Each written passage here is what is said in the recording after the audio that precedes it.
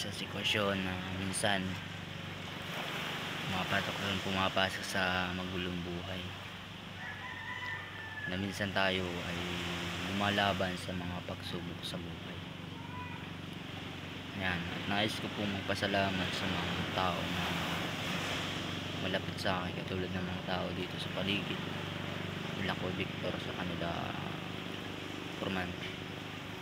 So ngayon po mga kalingap ay araw ng Lunes ngayon. So unang pasok ng trabaho.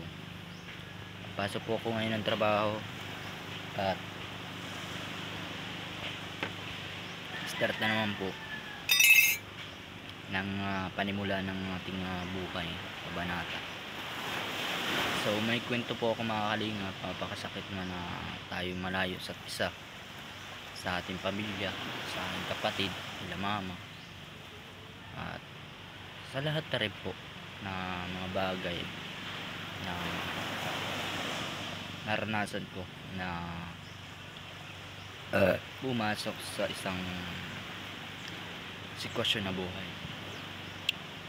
Hirap pala po mga kalingap yung ibubuhos mong pagmamahal sa isang babae na kung ayaw naman na pala sa iyo, kung ayaw na sa iyo, pero pinagpipilitan mo yung sarili mo na kayo pa rin.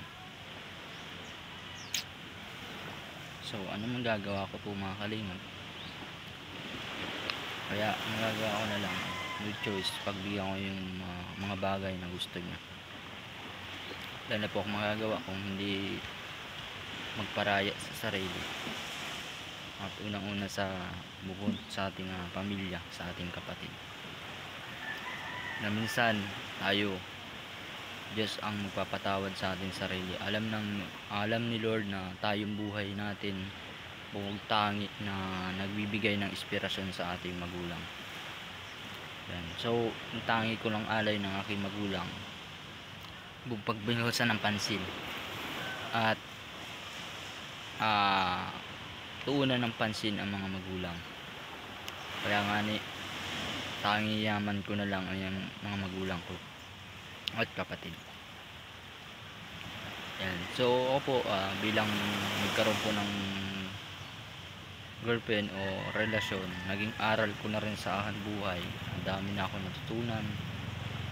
Ganito pala yung umibig ng tapat, napakaseryoso na pag-ibig na ang pinapasok.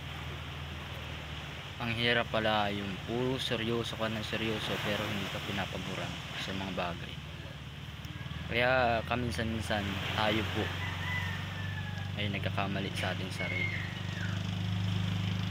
Salamat na lang sa mga taong malapit sa mga kaibigan ko, malapit sa akin.